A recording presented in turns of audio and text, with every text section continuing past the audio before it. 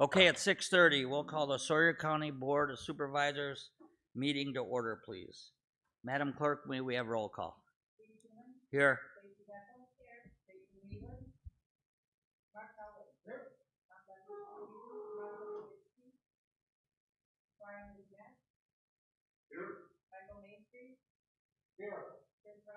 Here. Present.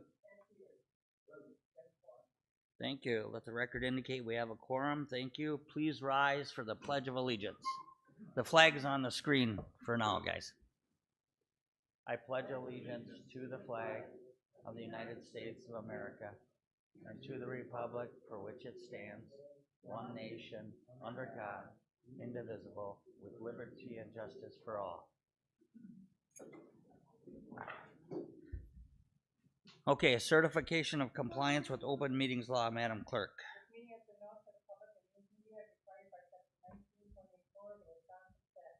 Thank you. Meeting agenda has been presented.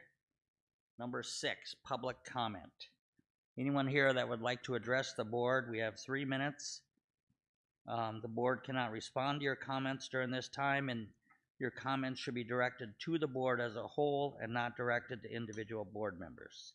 I do have one slip filled out for now. Miss Linda Zelmer, please step to the podium, and Mike, state your name and address, please. Linda Zilmer, 902 Holly Hill Lane, Birchwood, Wisconsin, Edgewater property owner on County Highway F. Tonight my public comment is about public safety. First of all, for road routes to be open, they need to be properly signed. So I want to first of all address a public safety concern regarding the County Highway F road route that was opened last year, going from Badger Bay Lane to Chapel Road. And that has only one sign on it right now. So as I was driving up here tonight at County Highway F and Badger Bay Lane, there is one sign with a 45 miles per hour speed limit for the ATV UTVs. There's nothing at Little Sis. There's nothing in the little town area of commercial business at Edgewater. And as you head north out of Edgewater, there's an end of speed limit sign where vehicle traffic is 55 miles per hour. And the ATV UTV traffic, I think, was approved for 45 miles per hour, and there's no signage there. And coming the other way, I didn't see any signage for ATV UTV route. Earlier today, I sent all the county board members an email with a lot of links to the ATV UTV safety group that represents all the major industry manufacturers. Advise that operation on pavement and operation on public roads is not advisable for ATVs or UTVs.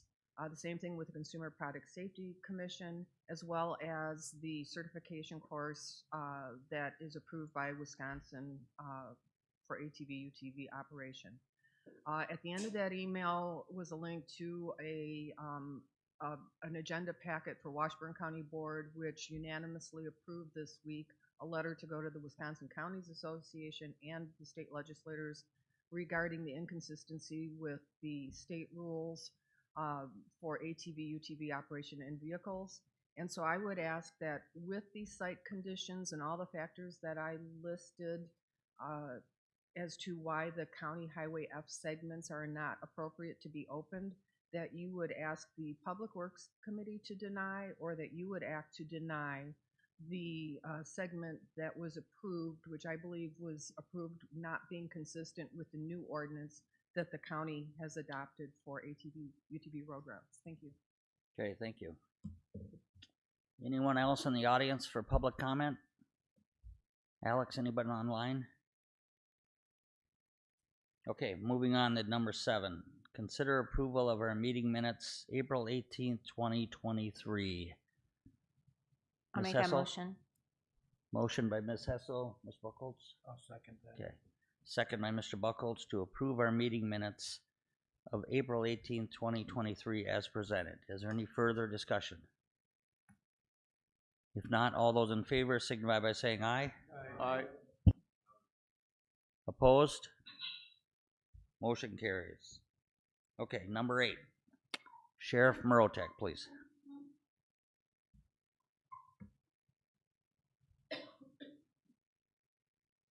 Good evening, Mr. Chairman, fellow board members. I want to welcome Kay Wilson to the board. Congratulations to your appointment. As sheriff, I want to recognize our sheriff staff. Our telecommunications and dispatchers had a telecommunications week 6 weeks ago. It's always the second week of April, honoring our 911 dispatchers as well as dispatchers across the nation. Last week was Corrections Officer Week, honoring all jailers and corrections officers throughout the nation. This week is Police Week, honoring all of our law enforcement, especially our fallen heroes, law enforcement officers who have been killed in the line of duty. You'll see many of us, especially during Police Week or after we lose an officer, wear the mourning badges or mourning bands over our badges. That is to show respect and honor those who have fallen. We have lost 3 officers and a deputy since the first of the year who were all killed in the line of duty. Peter Jerving, a Milwaukee police officer in February, Emily Bradenbach, a Chautauqua officer, Hunter Shield, a Cameron officer. They both lost their life together on an incident in Cameron. And Deputy Katie Lysing, several weeks ago, lost her life in an incident in St. Croix County. Wisconsin currently is leading the way in law enforcement line of duty deaths in the nation per capita right now. Law enforcement is very concerned about this trend. Because of this, we would like to do a demonstration, make this an educational opportunity for our board and others to give you an idea of what happens when it comes to a law enforcement officer shooting. Oftentimes, it's misunderstood. We want to show the dynamics of a law enforcement officer involved shooting. At this time, I'm going to turn it over to Deputy Jensen.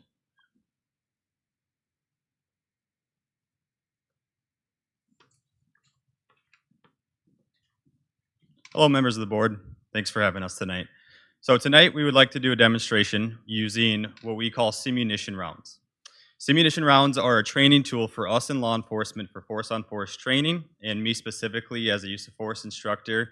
It gives a little bit of negative reinforcement for those that may have messed something up. Tonight, just so you guys know, we did take out projectiles, so there will be no projectiles going anywhere within this room, so we don't have to worry about that. So what I'm going to ask is Mr. Schumann, if you would. We got Mr. Helwig. Mr. Helwig? Mr. Yep. Helwig's going to do it? Yeah. Okay. Mr. Helwig, I'm glad you would Yes, sir. volunteer. So first, I'll just have you step in the middle, and I want to go through some other stuff, okay? So first thing first, this is what we call a simunition handgun. It is a complete replica of what an actual firearm looks like that we use for training. That way we can draw from our holsters, we can actually have trigger time and everything. Now, the projectiles and the rounds that come out of here, they are OSHA approved for hearing inside. So you may hear a bang, not as loud as a actual firearm bang. And if you guys are willing to, I would like to demonstrate what it actually sounds like. That way everyone has an understanding. But first, I want to make sure everyone's okay with this. Is anybody in objection to hearing this?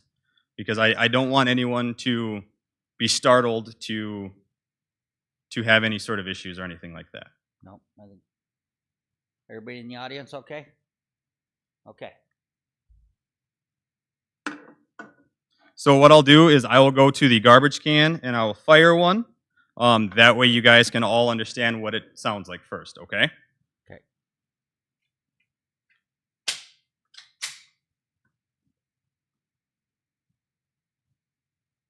Everyone ready? Yep. Okay. Got it.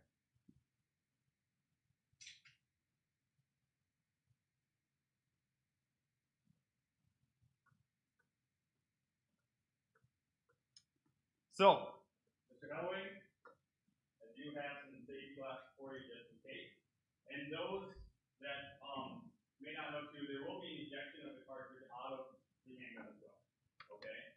So it's not going to burn, it's not going to hurt or anything like that. But I will have you stand in the corner between the ring timer and Mr. Hellway is going to play our law enforcement officer. So from now on, I'm going to address you as Officer Hellway. I'm going to be the suspect. I'm the suspect there. So I'll put my badge away. Okay? So just to start with, I want you to hold on to this while I grab some other material, and then I will come help you load it, and then we'll go through the instructions. Okay?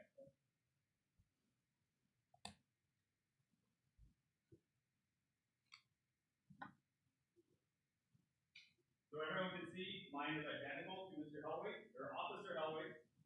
Same exact firearm, same exact rounds and everything. I'll show everyone quick kind of what a ammunition round looks like, minus the projectile. So it looks almost identical to an actual bullet that you fire out of a live firearm. So Mr. Hellway, or Officer Hellway, I'm going to load your firearm for you, okay?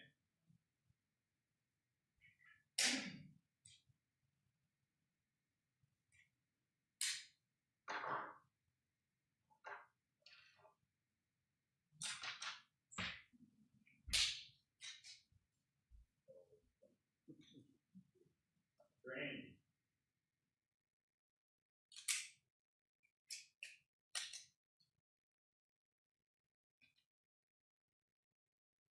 Flatten it very well. Looks like you don't get one, Officer Elliott. Right.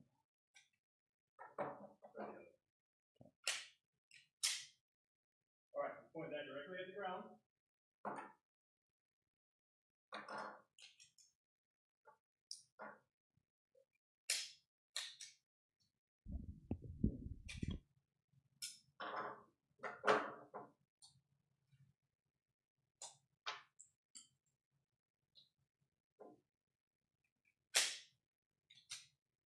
All right, I might have to just use my words. Okay. Take your word for it. Excellent. So when I tell you to, Officer Hellway, now we're all gonna, I'll take it just for demonstration purposes so you guys can see me with the firearm. Mine will go click, you won't actually hear the bang like we heard. So when I have Officer Hellway, when I tell him to, I'm gonna ask him to direct his firearm directly at me. And then I'm gonna ask you all a question, okay? And then when I tell Mr. Hellway, whenever he perceives a threat or feels deadly force is justified, to fire his firearm. Okay? So Mr. Hellway, would you point your, or Officer Hellway, would you point your firearm directly at me? Now, by show of hands from the board, does Officer, raise your hand if you believe Officer Hellway has the advantage. The advantage with the suspect Jensen having the firearm at the side. My firearm is down. Raise your hand if you believe Officer Hellway has the advantage. Raise your hand if you believe I have the advantage. Okay. Officer Hellway, now, do you understand what's going on? Okay, whenever you perceive a threat, I want you to discharge your firearm. Do you understand? Yes. Okay. By show of hands, did Officer Hellway win that? No. You didn't win either. Why? Why do we believe? Yes. What the brain does is it receives Good. the information. In this case, it analyzes what it sees, forms a strategy, and then initiates motor function. That's what's referred to as lag time. That process takes a half to 3/4 of a second. And that is why oftentimes what law enforcement officers do, the public and especially the news media does not understand. And that's another purpose for this demonstration tonight, when I mentioned earlier about an educational process, so that you as leaders, if something happens in our county with one of our law enforcement, you're better informed to know why, what happened, and what to do when you receive the information of what happened. So I'm going to go ahead and let Darren go through the second demonstration here. What he's going to do is he's going to do the same thing again. Now, Officer Hellwig has the advantage of having a better understanding of what's going on from experience here. And we're going to go through the same thing again. Officer Hellwig, are you okay with doing it the second time? Yes, sir. Okay. So I'm sorry about the rounds, the projectile out. They don't like to hit the ramp and flash very well. So we're going to listen for clicks this time. Okay. So once again, I'm going to ask Officer Hellwig to direct his fire directly at me. And whenever you perceive a threat, I want you to pull the trigger. Just same instructions again, okay? Officer Hellwig, you understand? Okay, who won that one? Yeah. Okay. So we can see again the exact same thing we did before, right? So what happens if we would have tied that one? Let's say we got it off at the same time. Who wins? No one. Our officers are still losing lives if we tie, right? We want to win. Officer Hellwig, if you could rack your firearm. Now we're going to do it one more time. If that's okay by you. I want you to direct your fire directly at me. Whenever you perceive a threat, I want you to discharge your firearm. Same rules again. Okay? You understand? Yes. Mic him up! Oh, I just lost Okay. my job. So, would Officer Hellwig be justified in that use of force? Absolutely not. Members of the board, I want to see a show of hands.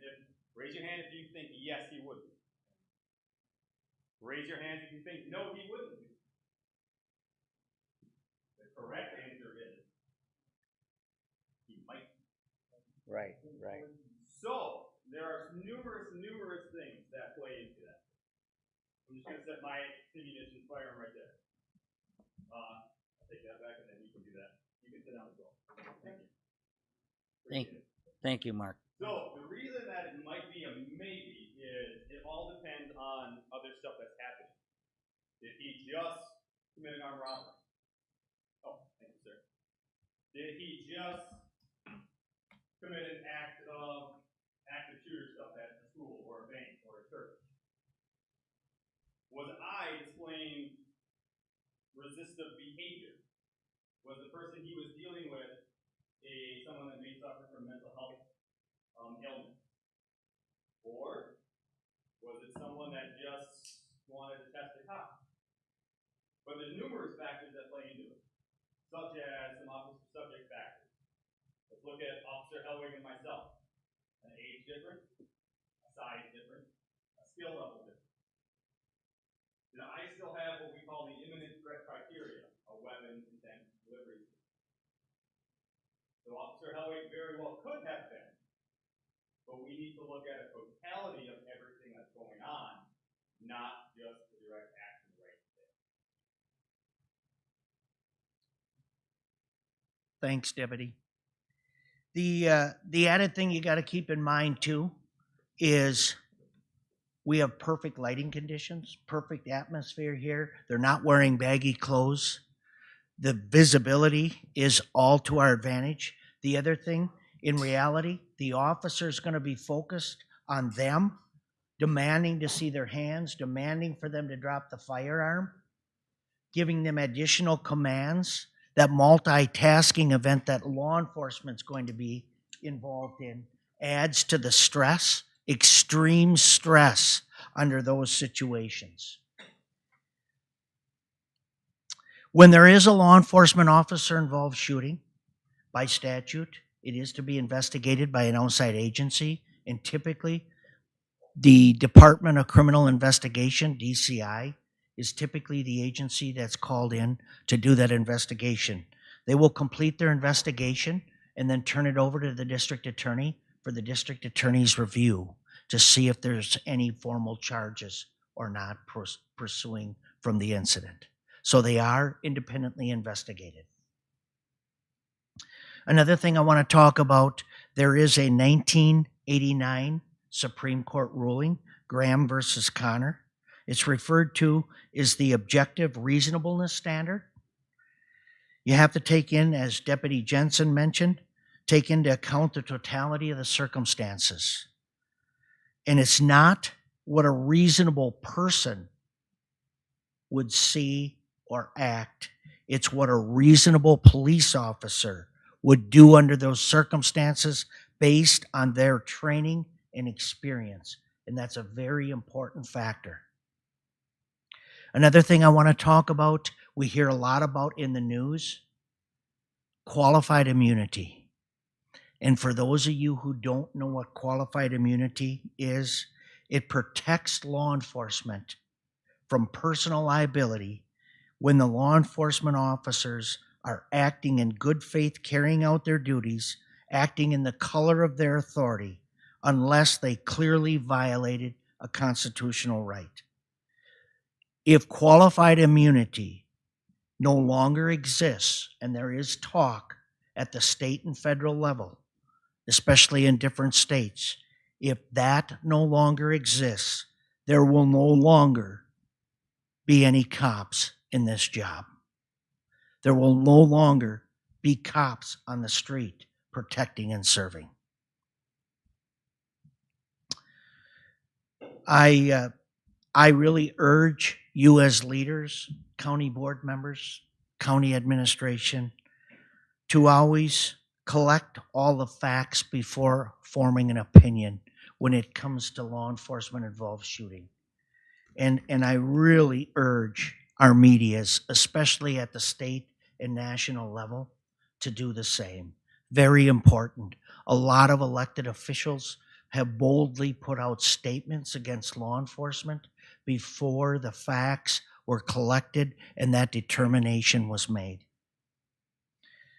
Another thing I want to bring up that's important is, remember, all of these law enforcement involved shootings, the video, the body cam footage is out there. And how many can you think of when law enforcement was demanding the suspect to comply, drop the firearm, follow the commands, the demands that were given by law enforcement? If those suspects would have done that, the incident that happened afterwards would have never happened. I just want to take a minute too. Everybody's familiar with the incident that happened in Brooklyn Center, Minnesota, with Kim Potter, Dante Wright. She did a traffic stop, and he was non-compliant. The body cam footage was released, and as he was non-compliant, she made a vital mistake, a deadly mistake, and drew her firearm instead of her taser. And she hollered 3 times, taser, taser, taser, and shot him, and he died.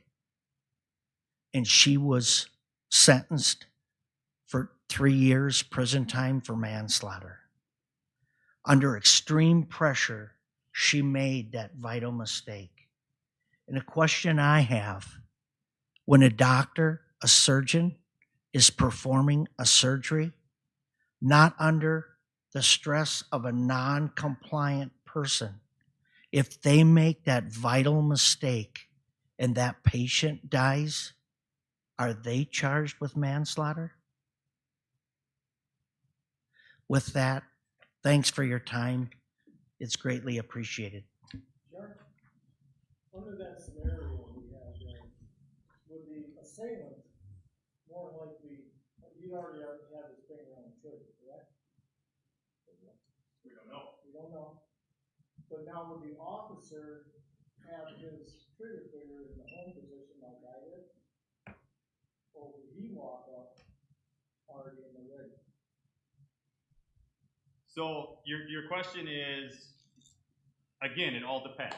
What are you getting called to? For example, let's say you get called to a, say, domestic and someone's standing outside with a firearm. It would not be unrealistic for an officer to have his firearm drawn upon approaching that subject. But I mean, when I say the home position, you know, They at that point, they would obviously have their firearm drawn. They would be directed it at the suspect, giving verbal commands to comply. It would not be uncommon for that to happen. Ms. Hessel. I just want to take a moment to commend these men, the sheriff's department. I've been at the last 2 funerals with these gentlemen and ladies, and they're above and beyond any other county. So round of applause for our sheriff's department.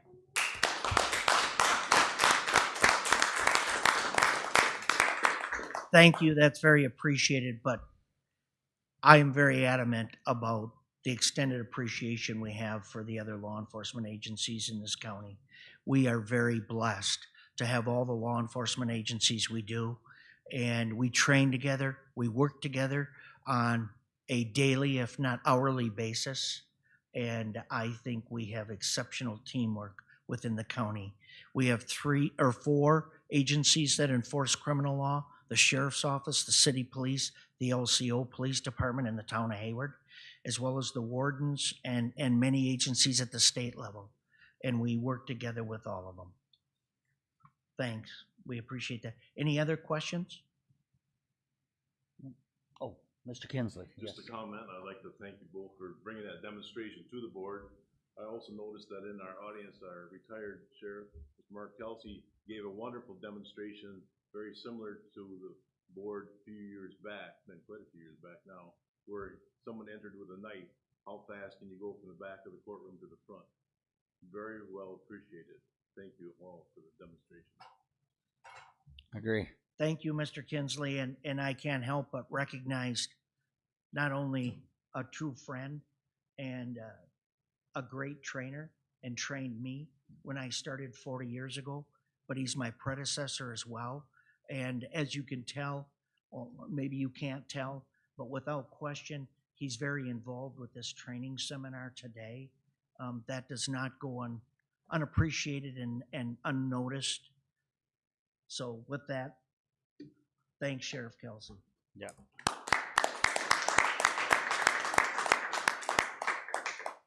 All right, thank you for that, Sheriff.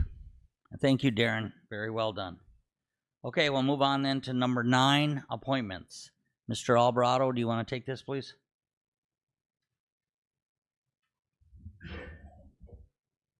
a few appointments tonight. The first one is for the County Surveyor? Grand Voter Reserve Records Office, who is also a county surveyor. We have decided to, rather than hire a new position to elevate the people that will be working in that office doing that work. Chris Gregory has been a county surveyor for years. Prior to that, in Washington County, he is a licensed Wisconsin surveyor. So we are looking at an appointment for him to become a county surveyor. He's done most of our field work, and how do we put his stamp on as the county surveyor. And then for the land integration officer, which is also a designated position, Brian DeVries has been our JS specialist for a number of years. And we're recommending his appointment to the land integration officer title as well. Okay, we'll take letter A then. Pleasure of the board. We've got 2 appointments here that our county administrator has informed us on. Mr. Helwig. So, the position that Chris Gregory left, is that gonna be filled then, or is that, No, they're appointing him to county surveyor. okay, so he's, Yep, and we're appointing. Correct, Andy? At this time, we're not planning to fill the deputy county surveyor position. Some of that surveying work is dependent on the amount of public access funds grants we get from the state. We do have needs additional surveying, we're looking at contract that helps private surveyors. Okay, As needed basis. Mr. Peters. I'd like to move approval of Mr. Gregory's position. Okay, I'll second that. motion by Mr. Peters, second by Mr. Schluter to approve the appointment of Chris Gregory as our county surveyor. Is there any further discussion? If not, all those in favor signify by saying aye. Aye. Opposed? Motion carries. Okay. Land Information Officer, GIS Specialist. They've chosen Brian DeVries. Mr. Kinsley? Mr. Rusk? Okay. Motion by Mr. Kinsley, second by Mr. Rusk to approve Brian DeVries as our Land Information Officer, GIS Specialist. Is there any further discussion? If not, all those in favor signify by saying aye. Opposed? Motion carries. Letter B, Andy. With Julie Lyons taking the Human Health and Human Services Director position, she had to vacate her Public Health Officer position. She could not have to do the role. We did name Julie McCallum as interim Public Health Officer. We did post the position. Julie posted internal. Julie did apply to become a permanent Public Health Officer. We did forward her credentials to the state. We had approved her having the necessary credentials to be a level 2 public health agency. Very fortunate to have somebody in-house with these credentials. She has a bachelor's degree in nursing, master's in public health. She's worked 23 years in the nursing profession, 20 years in that public health field. So very fortunate. So we're recommending Julie McCallum in public health. Mr. Buckholz. I make a motion to approve Julie McCallum as the Public Health Director. I'll second Ms. that. Wilson. Second by Ms. Wilson. Motion by Mr. Buckholz, second by Ms. Wilson to approve the Public Health Director position to Julie McCallum. Is there any further discussion? If not, all those in favor signify by saying aye. Opposed? Motion carries. Okay, thank you, everyone. All right, number 10, ad hoc information. Mr. Kozlowski, please. Yes, so we've had this discussion in both the Health and Human Service Committee as well as the Zoning Committee. Before you tonight, we have a resolution for the formation of a short-term rental ad hoc committee. Sawyer County has seen growth in our short-term rental tourist rooming house industry significantly over the last few years. This popularity of lodging type has generated some pros and cons, which both of the committees, myself and other staff members in the county, think it's pertinent that we form an ad hoc to further investigate these. We have over 550 licensed short-term rentals now within the county. This ad hoc committee would be charged with reviewing current license requirements and making additional recommendations to this county board, which may come in the form of other ordinances, permitting, forms, etc. This resolution, again, was recommended for approval at the Health and Human Service Committee as well as the Zoning Committee. We have identified 12 members to serve on that committee as voting members. That's attached as Exhibit A within your packets. We also have a majority, or I should say a longer list of non-voting members to provide additional information and other county staff.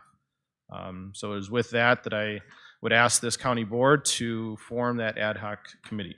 Mr. Kozlowski, can you go through the names for us? I know we have our 3 county board Yes. supervisors here, but the others? Sure. From the positions? voting members, yourself, Mr. Schuman, Stacy Hessel, Chris Rusk, Phil Neese, who was involved with the first short-term rental ordinance, which occurred about 6 years ago. Gary Nathan, who is a prominent realtor in the area. Matt Dale, who is he's actually a short-term rental owner. So we always try to get all the stakeholder groups involved with this. Cheryl Treeland, who is a resort owner, was also on the first ad hoc committee for short-term rentals. Chris Vaselli, who owns Northwest Sanitation, who is a area licensed pumper for sewage waste. Martin Hansen, who is a member of the Town of Round Lake Plan Commission and neighbor to several tourist rooming houses. Ryan Carey, who not only is a tourist rooming house owner, he is also a neighbor of another tourist rooming house, and he's also a real estate attorney. Laura Rusk, who's the chairman of the Town of Hunter, who sees the majority of our short-term rentals, as well as Jeannie Chabak, who is a supervisor for the Town of Round Lake. Great. Ms. Hessel. Make a motion to approve the resolution of the ad hoc committee as presented. Thank you. I'll Mr. second that. Helwig. I'll second that motion. Okay, I got a motion by Ms. Hessel, second by Mr. Helwig, approving the resolution which establishes an ad hoc committee for Sawyer County Tourist Rooming House Committee. Is there any further discussion? If not, we are to use our clickers on this vote. Please let us know when you're ready, Madam Clerk. Okay, go ahead.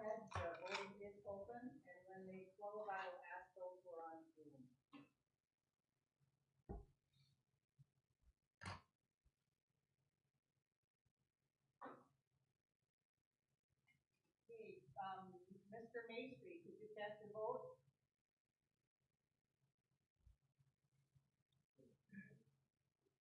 Mr. Maestri, could you cast your vote? Yes. And Mr. Bissonette, could you cast your vote? Yes. Is there anyone else online that signed in on a phone number that we could not identify as a supervisor? Okay. Okay. A nice space bar is supposed to, let me. Space bar is not working. Well, I can see that the motion carries, correct? Oh, there we go. Finally. Okay, it carried 12-0. Okay, thank you. Motion carries. Yes, I will. Thank you. I thought I had done that already, but I'll make sure I do. Thank you, Kay. All right, moving on then, thank you, Jay, appreciate that. Moving on to number 11, Zoning Committee Chair Report. Mr. Buckholz. Excuse me, Mr. Chairman, I will recuse myself in this request. My family is involved with the area and with Fred. My husband's employed by the Brook Association for Cross-Country Ski Grooming, and this property is involved in that. So I will step out. Yes. And All right, thank you, Ms. Wilson. You can begin with your chair report. Sir. Okay, all right. Thank you, Mr. Chairman. The zoning committee will hold its monthly public meeting tomorrow morning at 8:30. Land use and sanitary permits are up at their springtime highs and ahead of last year's permits at this same time. The committee continues to work through some ordinance amendments that are needed within the zoning code. For April, the committee approved 5 conditional use permits and made a recommendation for a approval on 1 rezone request. If there's no other questions, I will turn it over to Mr. Kozlowski. Jay? Yes, we have one rezone application tonight. This is rezone number 23-001. It's located in the town of Lenroot, tax parcel ID 16329. The request is to rezone from Forestry 1 to Residential 1. It is 5.06 acres of Forestry 1 to be rezoned to Residential Recreational 1. In conversations with the applicant, the rezone is requested to split off additional land and sell to adjacent property owners. Both adjacent property owners are zoned Residential Recreational 1, and within the forestry zone district, you need to keep a minimum of 5 acres. By rezoning to Residential Recreational 1, he would be giving each of his adjacent neighbors roughly an acre, retaining 3 or so acres for himself. The town of Lenroot comprehensive plan sees this area as rural residential, which is recommended to keep at least a 1.5 acre minimum lot. The town of Lenroot approved the request on April 10th, 2023. There were 7 additional comment letters that were sent out to adjacent property owners. None of those were returned. And the Sawyer County Zoning Committee, at their public hearing on April 28th, 2023, made the recommendation of a vote of 5-0 to approve the rezone request. Okay, pleasure of the board. Ms. Hessel? I make a motion to approve resolution rezone 23-001. You can use your light, Mr. Rickheimer. You're okay. No, that's okay. All right. Motion by Ms. Hessel, second by Mr. Righeimer to approve the resolution to amend our Sawyer County zoning map in case number 23-001. Is there any further discussion? If not, all those in, do we clicker? I'm sorry. Oh, we gotta use our clicker again, sorry. Okay, Madam Clerk?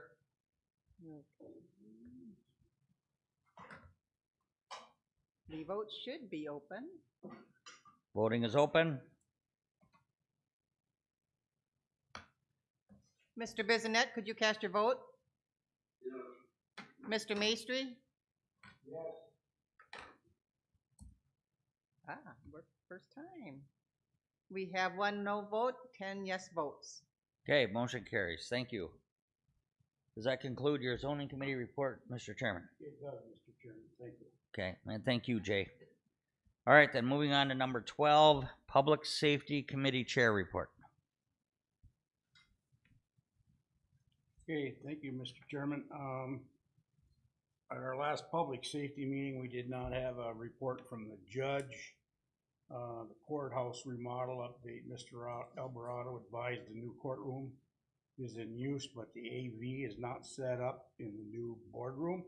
Is not complete. A temporary system is being developed in the room. The contingency fund, it's depleted. Additional expenses will be incurred. Marge, clerk of courts, read her report. Sheriff's report, Chief Sudar provided an update on hiring and the department progress. A patrol report, Lieutenant Rapinski reviewed the highlights of the report, including citations issued. Total crashes to date is at a lowest point in recent history. Staff had been completing leadership and training, other additional training throughout the Northwoods College. Lieutenant Waller provided a jail report, and April was 72 and a half inmates, and 14 inmates are currently housed in Barron County, and which are all females. Code enforcement, a written report was provided and reviewed at the highlights, including a volume at the rabies clinic, which was fared out to be did really well, and the clinic will return next year. There has been an increase in that large and barking complaint, and complaints on increases of trash dumping have started to come in. Medical examiner's report, Mrs. Rapinski attended the regional meeting where, where flood outlooks were discussed. The Winter Dam Road had an excess water. Some roads in the county did get washed out. The LEPC meeting was held in April. Training for Communication Center has begun with new staff. They are seeking quotes for an update. Emergency services, Mr. Fremo reported that were 135 runs in April, up from 120 last year. That's gonna end my report, Mr. Chairman. Okay. Thank you, Mr. Buckholz. Anything for public safety?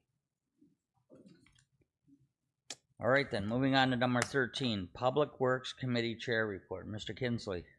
Thank you, Mr. Chairman. Well, we'll start off with maintenance, and you're in the new room, so they've done their work. There's more work to do.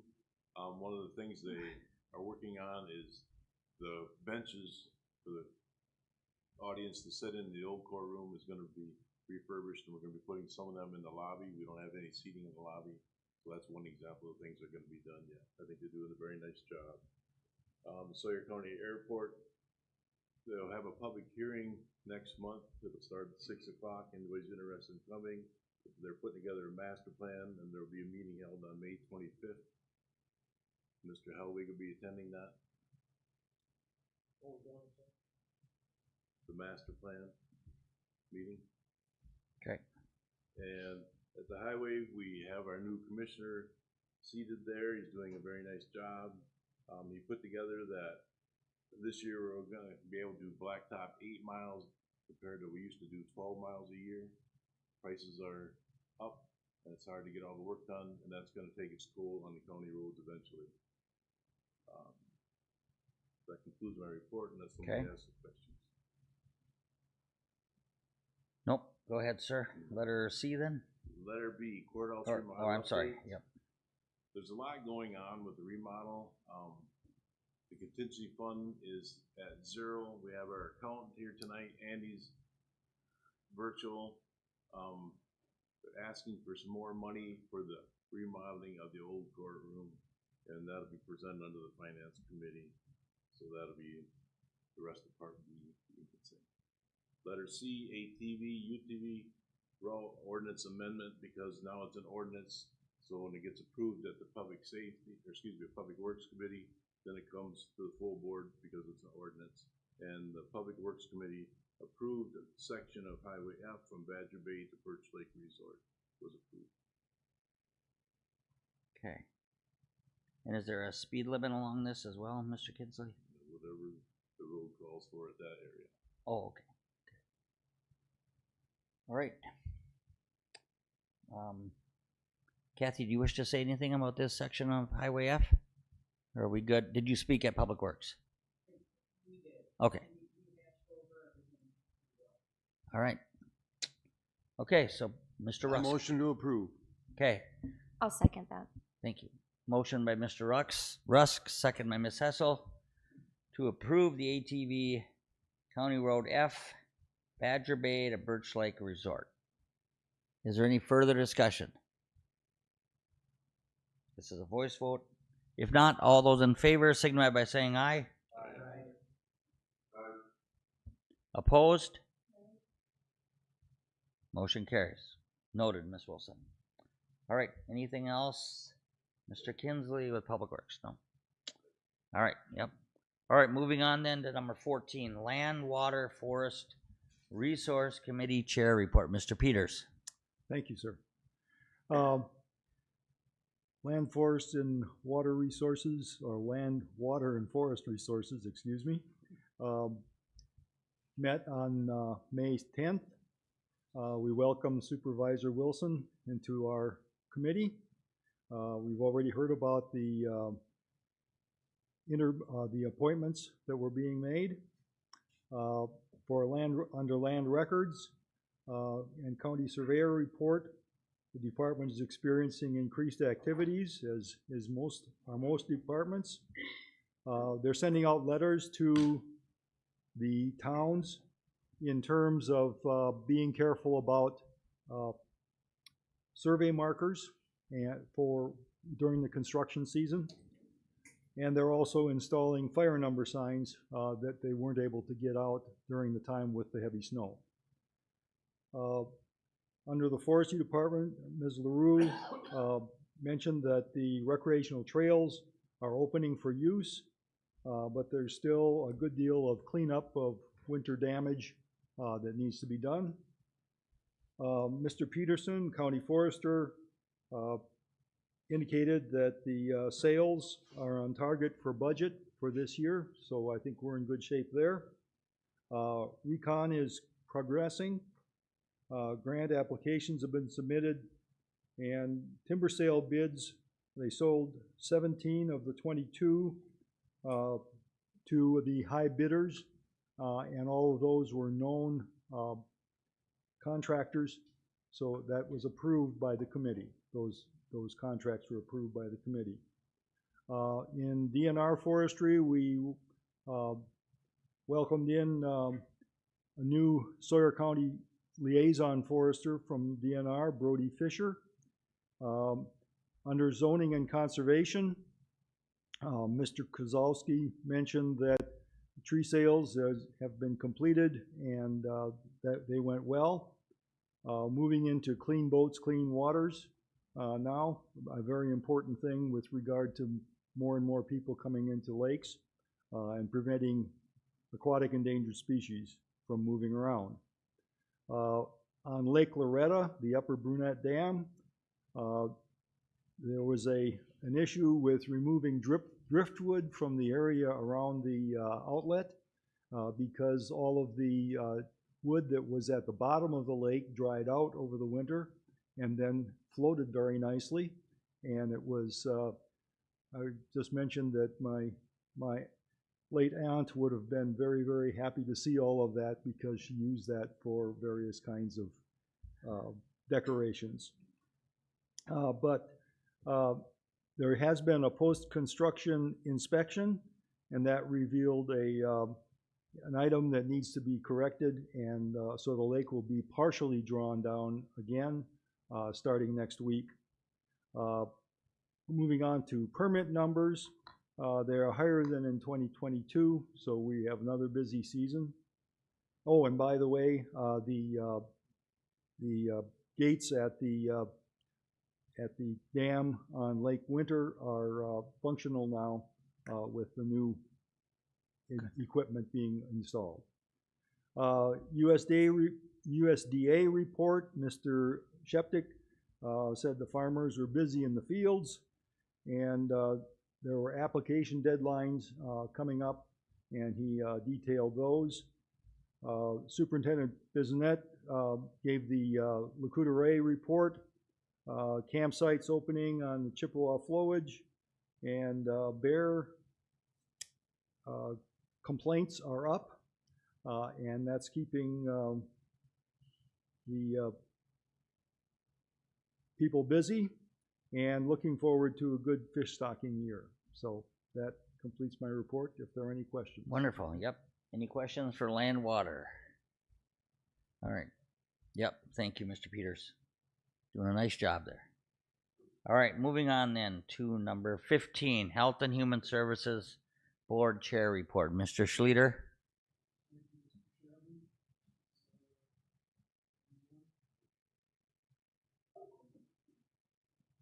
There you go. Okay. First of all, first piece of business that we did was to elect a new vice chair to replace the Mr. Betcher? Yes, thank you, Mr. Betcher. Yep. And Kay Wilson was elected vice chair. It was a very short meeting. We went through the usual department reports from Andy and Julia.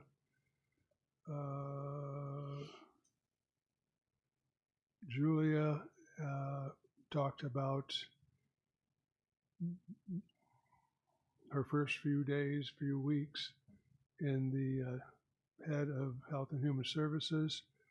She is working to reorganize a few of the departments, creating a more positive atmosphere, filling all of the empty spots that we have, trying to search for people who are willing to live up here and enjoy living in northern Wisconsin. Sometimes that's difficult when the people who are applying look at the winter weather, but that is a factor. So we try and talk more about the high points. Julia has talked about trying to create a more effective board, and that's something that I agree with her entirely. There'll be more on that in the future. Let's see, did I miss anything, anybody? I think that's it. Thank you. Thank you, Mr. Schlueter. Anything else for Health and Human Services? All right, if not, then moving on to number 16, Finance Committee Chair Report. Mr. Kinsley. Thank you, Mr. Chairman. I think we cover a lot of ground in the finance. My goal is to try to get the committee to understand where all the money's coming in from and where it's all going out for. There's lots of opportunity to learn. We do cover the tax sale distributions of how much money is out there. We cover the budget. We cover capital improvements for the CIP items. One of the things we covered was the employee travel. We're having our accountant redo the expenses for the travel and meals. Investment review. The rates are real strong right now. This last month we gained $90,488 in just interest. We communicated about the EMS ambulance billing and the money coming in. And we talked about the financial funds of the ARPA and the opioids. And then we have the courthouse expansion. I'm going to ask our professionals to step forward and help us out a little bit with that. Yep. Mr. Homer, Mark. Okay, Mr. Markin.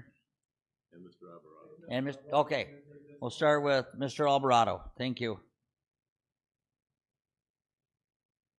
All right, to give you an update on the construction project, obviously we are fully utilizing phase one of the construction. We're still working through some issues that come up. The occupancy, obviously, we received the email that we have some HVAC issues that I think were resolved today in the boardroom. Boardroom is not getting the heat. Courtroom is too hot. So small things like that continue to pop up, and we're looking through those. Phase two, remodeling of the courtrooms underway. And I guess I'll just get into there's a document that's attached to the board agenda. I think it's like a 15B. It's an update. I'm going to refer to that. So if you're looking at that, I'll give you a little bit of a financial summary. project. Our original contract with Myron was for 8.6 million to change. We amended that in March, adding the just under 56,000 change orders for safety and cameras. So our new contract with Myron is for 8.674 million. Work completed today is 6.961 million, just under 7 million. That has been completed. Beyond the Myron contract, there was a separate budget for what our responsibilities were as a county. That budget was 1.452. That budget included things like the architect fees,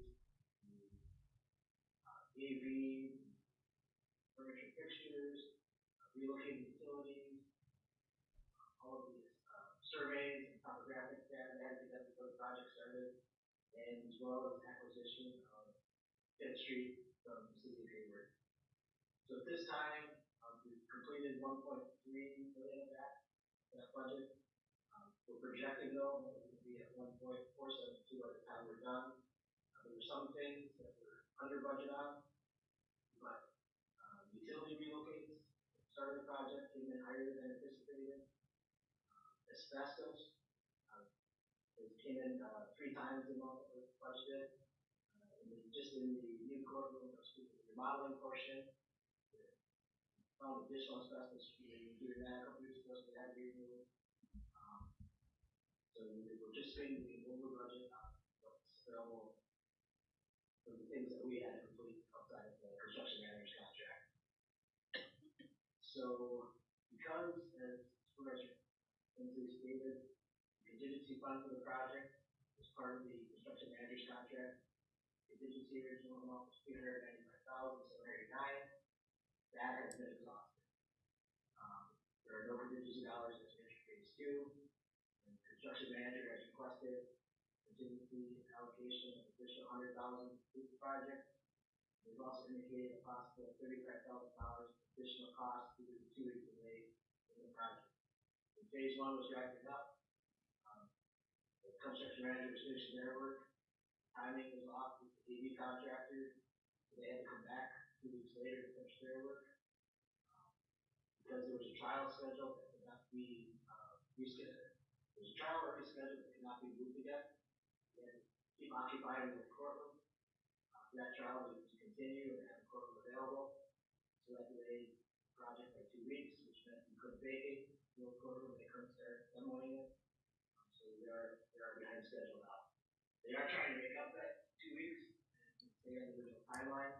That's what all the subcontractors are already scheduled for. But if it cannot be done by the August 1st deadline, there could be additional costs just to have them keep staff on site, keep the construction trailers here, and some of those overhead costs. So essentially, they put us on notice that that's what we could be looking at come August. And so I've added in 100,000, 35,000 to give you an updated projected total cost of $10,282,103.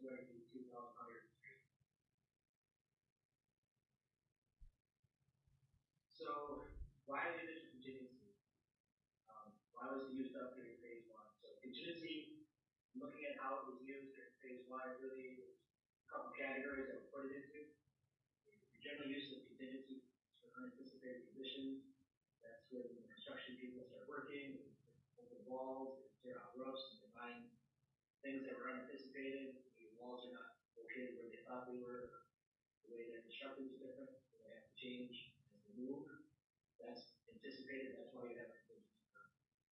There could be additional things during construction that have to be changed on on a daily basis as we go ahead. There might not be materials available. Sub in parts. I know there was a couple cases where they had to add costs for us to maintain warranty for product use, like the roofing material. And that's somewhat anticipated. And that's why you have a contingency fund available. The next two are probably the ones that we'll have to do additional work on. There were corrections to the project due to issues with code compliance. There was a number of changes that the construction manager had to make because they couldn't build it the way it was in the plans because of code compliance. These should have been identified prior to bidding. This is an area that we're going to have had and will be having more conversations with the architect and construction managers to determine why this occurred, and then essentially try to address the additional costs and hopefully come to some resolution to cover our additional costs that was incurred. Those additional costs that went to the contingency fund that were not anticipated, and really is not the reason for a contingency fund. And then the last item, there was additional items outside of the scope of the plans and the original bid were added into the project during the course of construction. These were things we knew about and discussed, and as they came up, essentially there was contingency fund at that time. Some of these items, in the original plans for the building, there was some storm gutters on the construction, but there was nothing serious to do for the rest of the building, or to drain the water away from the building. So when we had the opportunity, storm gutters were added to the entire east side, and underground drainage were added so that the water does not come off the roof and then surface drain across the sidewalks and parking lot. That has historically been a problem for the county in the past, placing in that kind of building, having slips and falls. So all that water should be taken care of now. There was no sidewalk replacement, something with the parking lot, change the elevation of the parking lot. The sidewalk was torn out and there was no provisions to replace it. There was no exterior signage for the building, it was not included in the bid docs. And then also the electrical and vacuum pumps for televisions there in the boardroom or in the conference room courtroom. So all those costs total up to about $80,000. Those are the big ticket items that were not in the original scope. It made sense to add them in a cost-effective manner while construction is ongoing.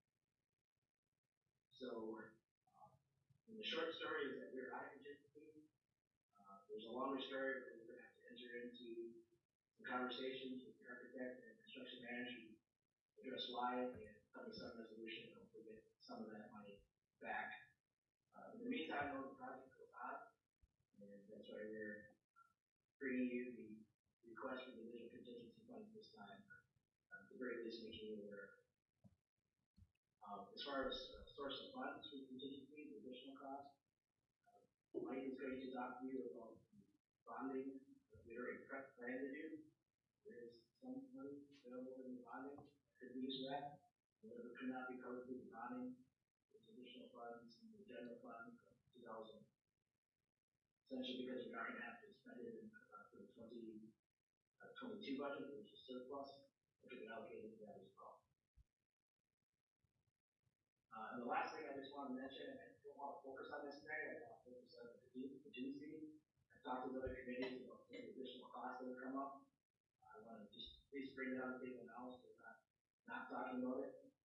Because the question might be, is this everything or will it be for cost? And it really depends.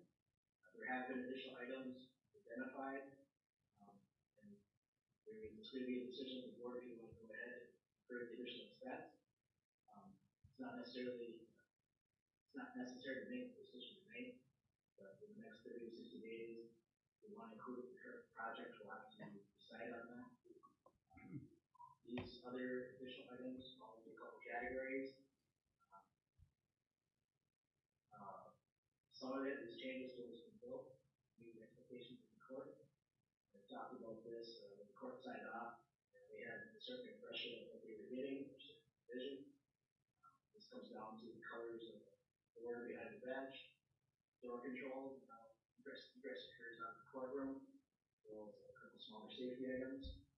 There are items that were not included in the project scope or specs, so they were not things that were purchased. This includes some furniture in the boardroom there. You see a podium that you're using. We made some podiums for the courtrooms as well. They were not included in the specs for what was ordered from the furniture company. On the wall, the boardroom there, as well as the courtrooms, the renderings at the state of Wisconsin, the link of the wall, flag displays for all three rooms. There's no AV flag budget for conference rooms, Nancy Street, and Sheriff's Department. And then as well, at the east side entrance, there should be a type of HVAC to control temperature. That's not included in this spec. There's one holding cell by courtroom one that has no sprinkler in it, so therefore it cannot be locked. the time they made the decision to hold themselves, court officer would have to be with them at all times. I don't think that was anticipated, but again, it's one of those things that was not included, could be added in, if it was not the original scope. And then the final category would be systemic or functional items that may help avoid future code compliance issues. That primarily has to do with the fire doors that lead into courtroom 2, as well as between the whole of the buildings. There's limited options on keeping those doors shut. And I would say most of what I just described is not necessary for the building to function. There are things that have come up that you may be seeing or hearing about in several months being requested to move ahead. Total cost of those items, $60,000, we're still estimating $12,000.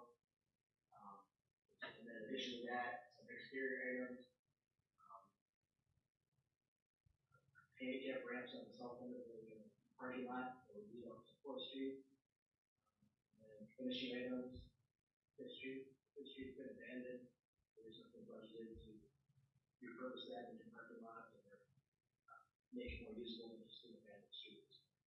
Again, not necessary, but something that we may want to talk about and review. I would say part of that is not budgeted, it's not necessary. It also might be something that comes up with what were you expecting when you approve the project, to make sure that everybody's satisfied with what you're getting as a final product. But all those additional items again, I don't think needs to be a decision tonight or imminent. I want to make sure you know those as part of the discussion on the contingency. So, Mr. Alvarado, we hired Myron Construction as a construction manager at risk, meaning they would be on time and on budget. So you're saying all these things over and above our contingency are what, null and void that agreement, or what are you saying? I'm saying that most of these things are outside of the scope of what the scope of the project was for the construction manager to take care of. Okay. Mr. Markren now? Mr. Markren? All right, so before you tonight, you've got a resolution for a $4 million debt issue. It is a little larger than we typically do each year, but there's a reason for that. There are 4 different things on there. There's the 2023 CIP, Capital Improvement Plan, which typically we would have issued debt for that in December of 22. We held off, and I'll explain that why in a little bit here. The second one is the 2024 CIP, which would be doing a little earlier than in December. And again, I'll explain why. There was always going to be some gap funding on the courthouse project that would be included in here. And then the final thing is that $320,000 property that we purchased in December.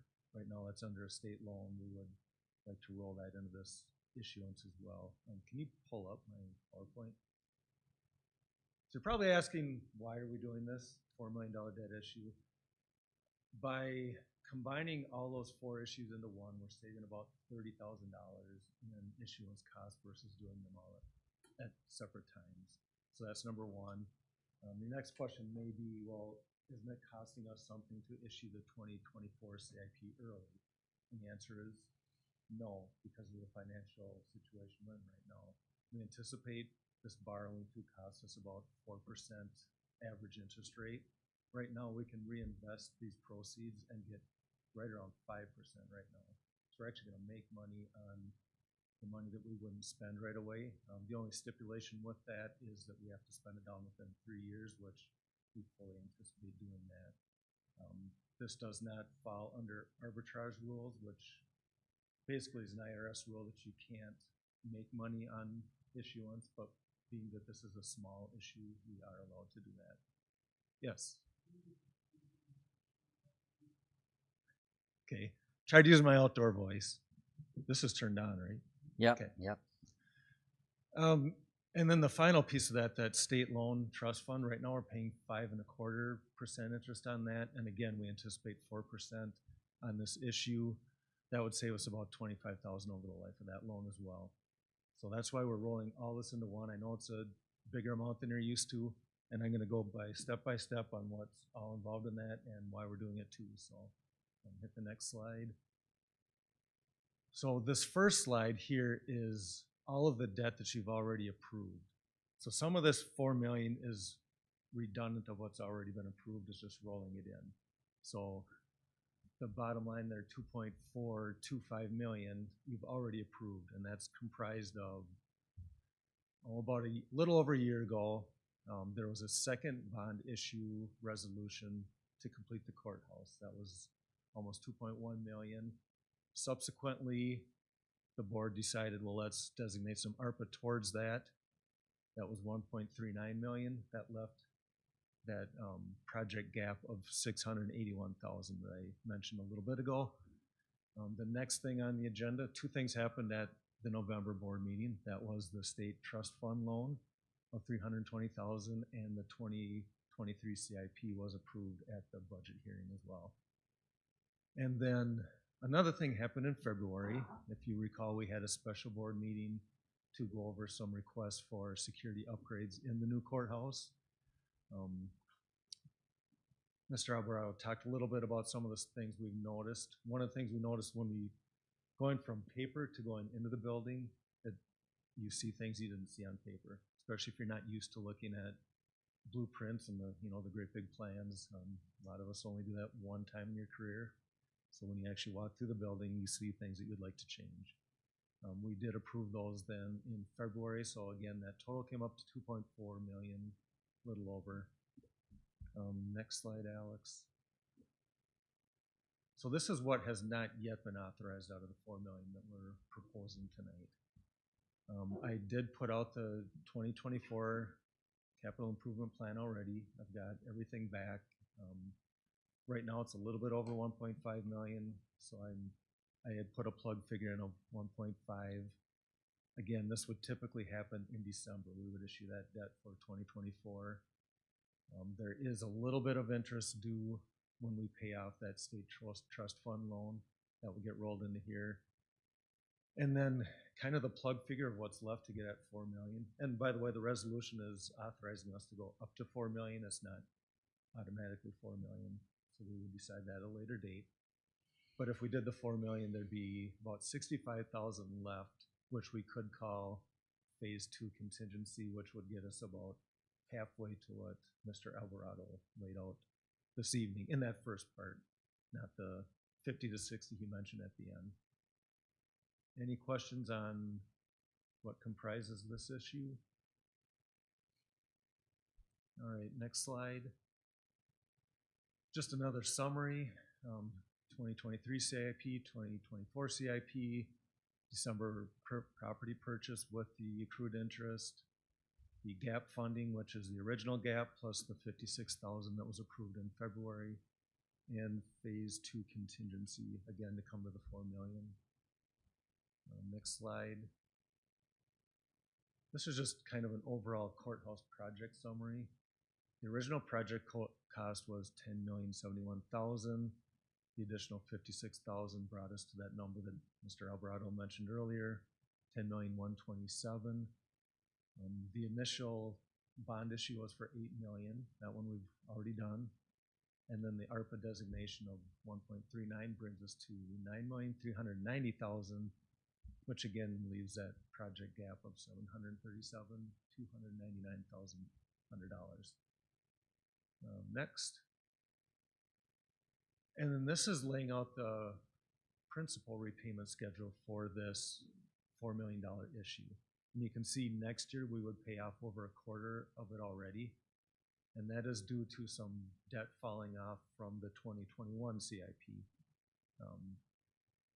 So those are gradually falling off. The 2019 one, I don't know if that was the first one that was issued, but that was issued over 10 or 11 years. So that was a little more extended than we've done since then. And what we're proposing doing from 25 forward now is borrowing that money and paying it off within a year.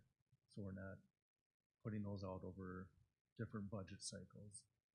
So that's why there's a little variation in the repayment schedule. There's a big drop then down to 2025 because in 2025 we would be doing the CIP for 2025.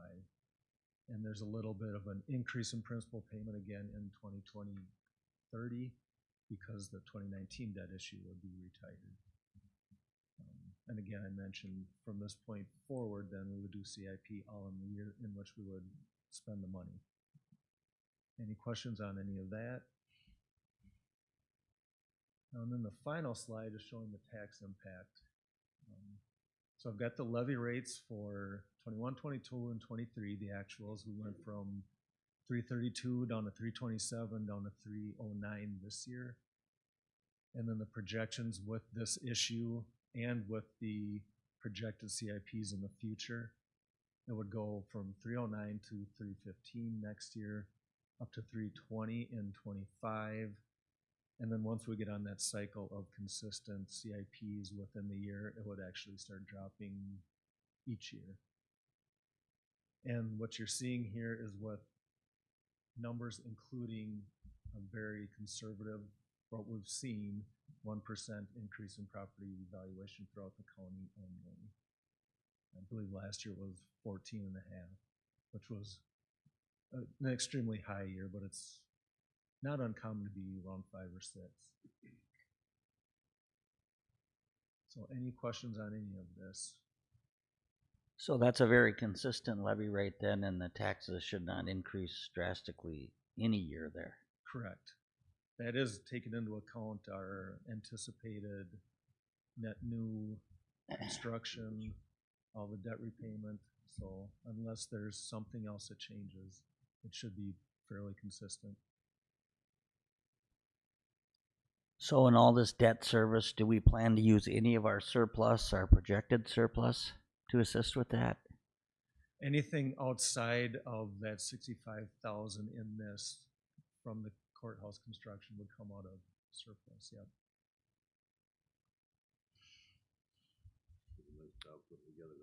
Yeah, he did. That is very good.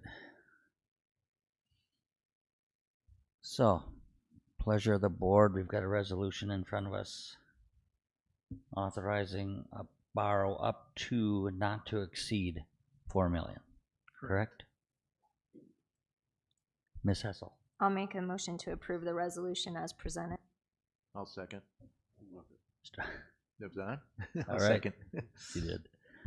Okay, I've got a motion by Ms. Hessel, second by Mr. Righeimer to approve the resolution authorizing the borrowing of not to exceed $4 million.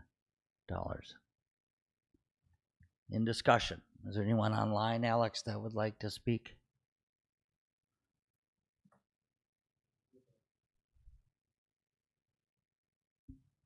You good? Ms. Hessel. I just want to again say how much I appreciate having those totals and having visuals. I think that helps make our decisions. So thank you.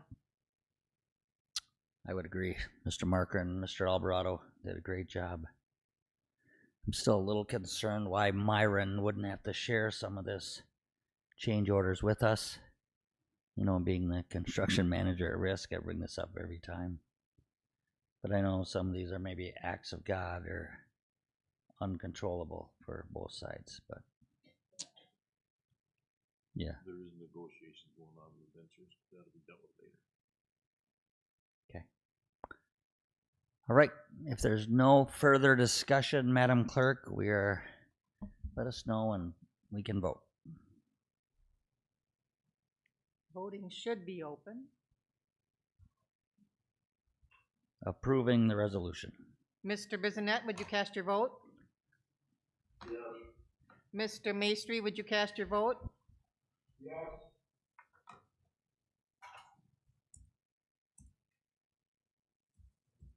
Okay. My space bar is stuck again. There we go. Okay, the motion passed 12-0. Okay, motion carries. Thank you, everyone. Thank you again, Mr. Markran and Mr. Alvarado, for that presentation. Okay, moving on then, number 17, Economic Development, UW Extension Committee Chair Report. Mr. Righeimer. Thank you. University of Wisconsin Extension Department informed us of upcoming conferences and training dates. The Hayward Lake Visitors and Conference Bureau gave us a report primarily focusing on a study that they conducted, looking at the primary demographics of who's coming to the area for vacation.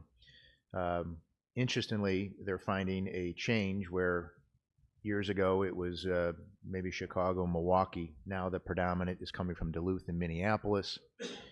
So they're now going to look into how to better market in those areas, and maybe not be so as concerned about the southeastern part of the state or over the border into Illinois. Economic Development Corporation, they are looking for a new director at this time. Their housing committee met, and their next social, it was at the Whistle Punk.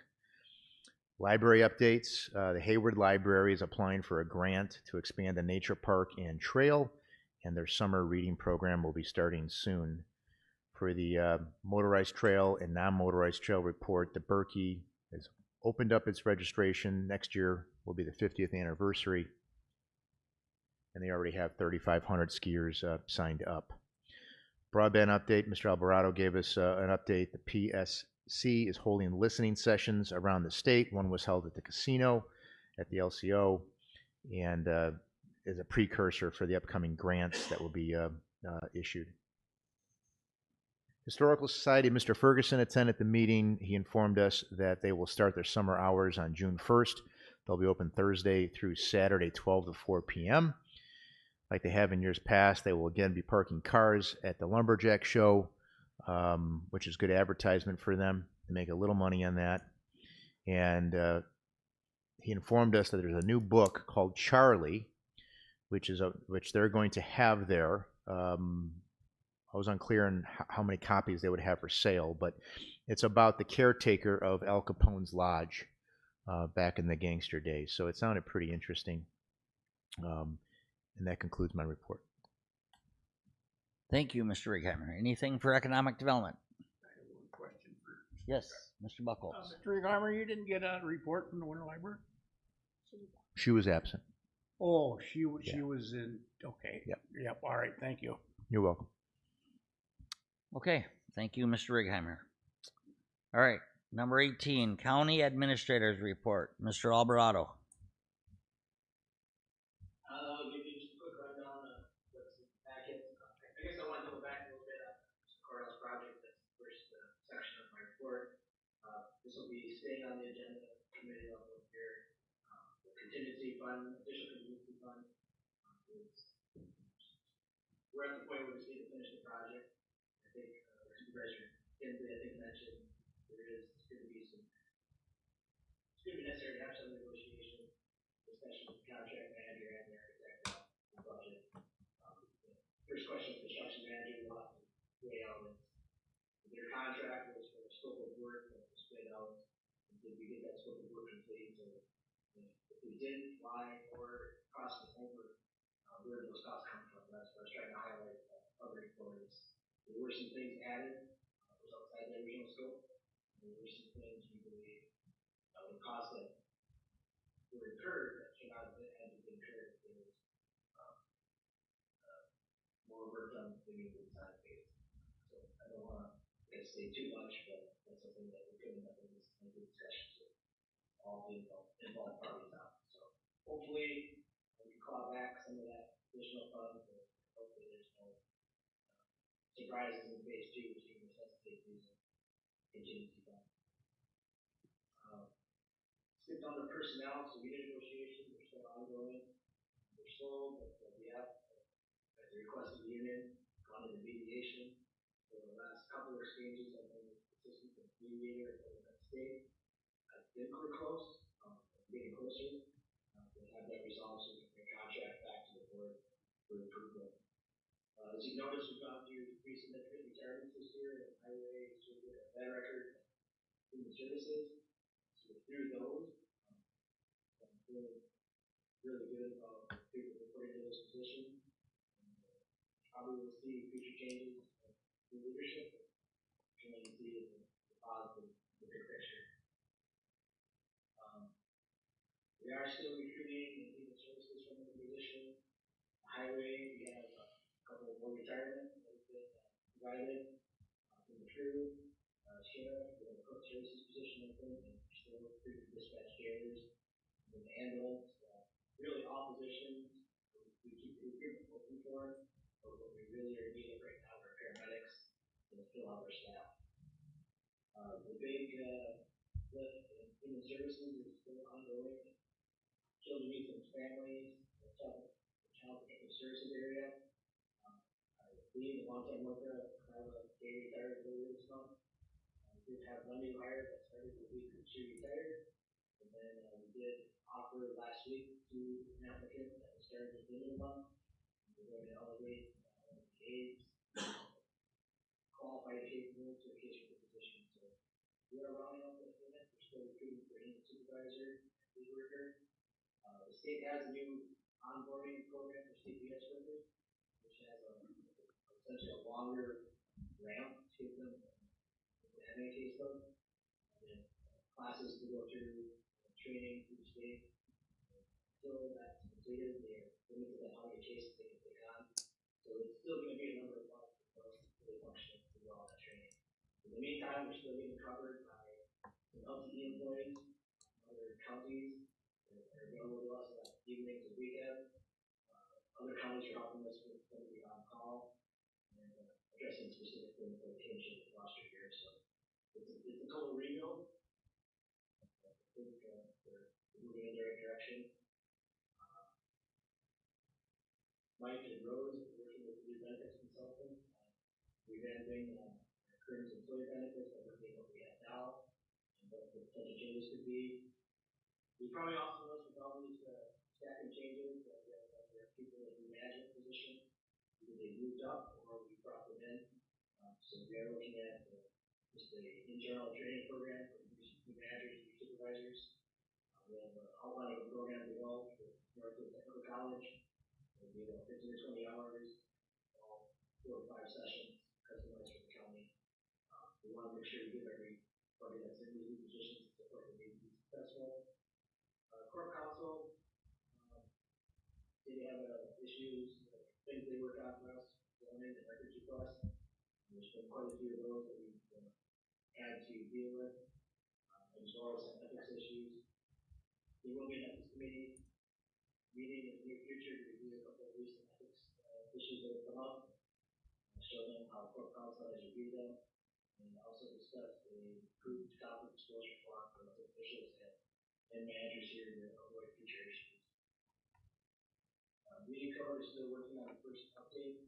Here we go to the Meeting Code website and see the additional ordinance changes that need to be incorporated into the overall ordinance. They have a section there at the very start that shows all the pending or adopted changes but not yet put into the code. CJCC is still looking at the opioid funding and overall strategies. That's still down a little bit because of the changes in the public health department. And then the treatment court work group was established to attend the state treatment conference. And they get closer to being up and running and the second judge seated. And I think with the second courtroom judge, the conversations are expanding a little bit in other areas that we've been limited on capacity to handle. Like truancy is very one that's come up recently. We need to do something, take a little closer look at countywide and how they address that.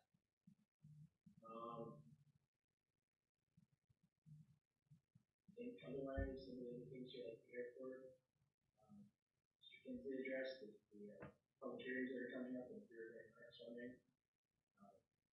The BEAD funding was addressed. Tribal land taxation issues.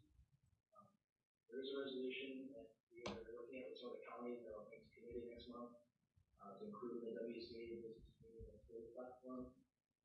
In one of the draft budgets, there was some talk of including funds to make local governments whole for loss of revenue due to the taxation change issues. I just look at going to make it through at this point.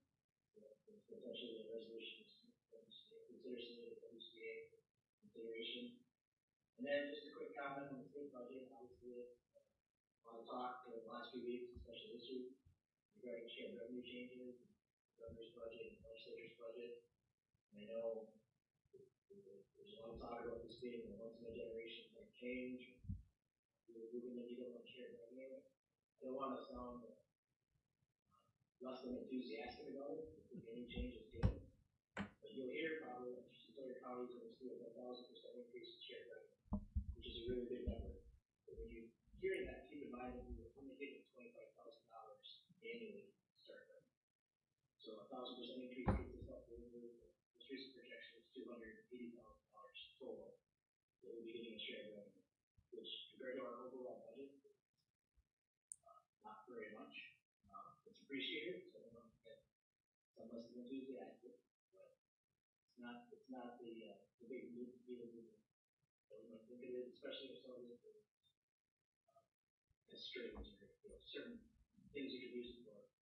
Just from the perspective, we heard Supervisor Kinsley talking about highway, just big toll roads, doing current costs, how much we're going to budget, 8 miles, and then additional shared revenue allows us to do maybe 1 to 1.5 more miles per year, which again isn't much when we have 230 miles of county road. We'll see how that comes out at the state level in the next couple. Okay, thank you, Mr. Alvarado. Any questions for the county administrator's report? If not, we'll move on then to number 19, correspondence reports, conferences. Madam Clerk, we have that WCA conference in September. Do we have any more signed up or requesting to go? Everybody's aware of that though, right? Okay. Nothing else, Mr. Kinsley? All right, we're adjourned. Thank you, everyone. Beautiful facility here.